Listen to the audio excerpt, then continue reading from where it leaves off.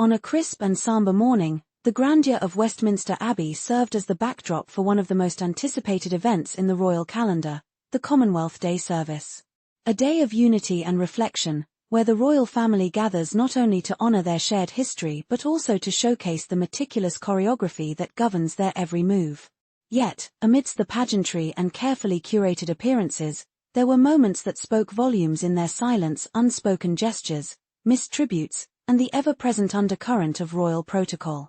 King Charles, ever the poised monarch, stood tall as he warmly embraced his eldest son, Prince William, the future king, with a tender kiss on the cheek. It was a moment of undeniable affection, a brief but powerful display of familial love. But as the camera flashes captured this intimate exchange, there was one notable absence, a gesture that many had expected but did not materialize. As Catherine, Princess of Wales, approached her father-in-law, she greeted him with an elegant smile, followed by a respectful curtsy. A moment of grace and poise, yet, unlike her husband, she did not receive the royal kiss that many anticipated. The absence of such a gesture, particularly between the monarch and his beloved daughter-in-law, seemed to speak volumes. Was this an intentional omission, or simply a reflection of the rigid formalities that govern every royal interaction? The truth, as always, lies somewhere in between.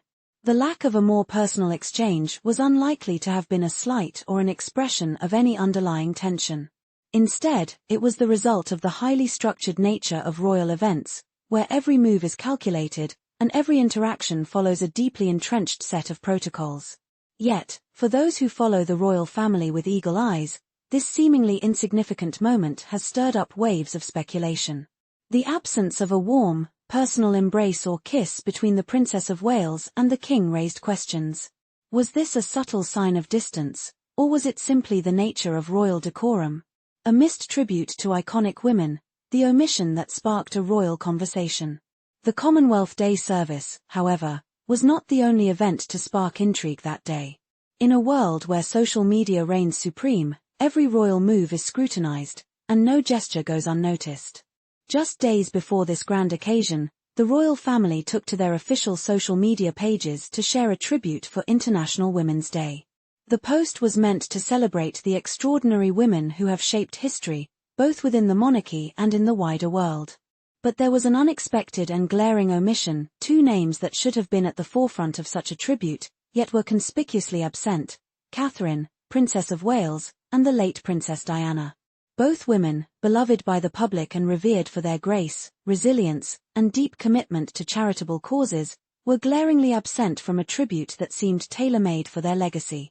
The absence was felt across the globe, with royal followers flooding the comment sections with questions and bewilderment. Why were these two icons left out of such an important acknowledgement? Was it an oversight, or was there a more deliberate reason behind their exclusion? The omission of these two royal women became the talk of the day, sparking endless debate among the public. Catherine, as always, remained composed in the face of scrutiny. Rather than engaging with the questions and criticisms swirling around her, she and Prince William chose to remain silent on the matter.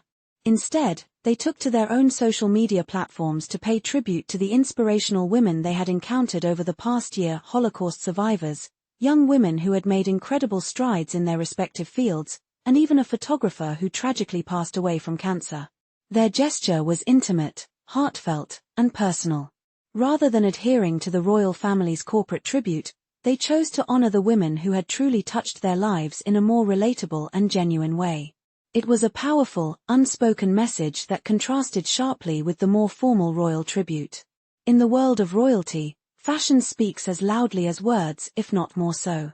Every royal appearance is an opportunity to send a message, whether consciously or subconsciously. And at the Commonwealth Day service, Catherine, Princess of Wales, did not disappoint.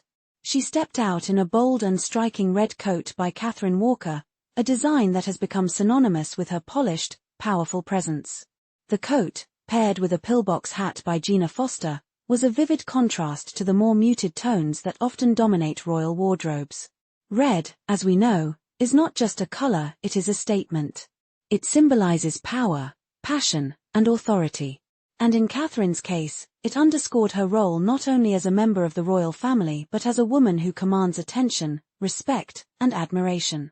It was, in many ways, a reflection of her growing confidence and the increasing visibility she has gained within the monarchy. This particular ensemble, a signature piece in Catherine's wardrobe, had appeared on her before, most notably at Commonwealth Day in 2022, during the Easter service the following year, and even at King Charles's coronation celebrations in Scotland. Each time she wore it, the message was clear: Catherine was not only fulfilling her duties, but she was doing so with unshakable grace and confidence. In the realm of royal fashion, Catherine's wardrobe choices often invite comparison with those of her counterparts, especially Meghan Markle, the Duchess of Sussex. Meghan, during her time as a senior royal, revealed the immense pressure she felt to adhere to a set of unspoken fashion rules. In their 2022 documentary, Meghan shared that she was often instructed to avoid wearing bold colors that might draw attention away from the Queen or senior royal women. Instead, she gravitated toward muted tones, blending into the background rather than standing out.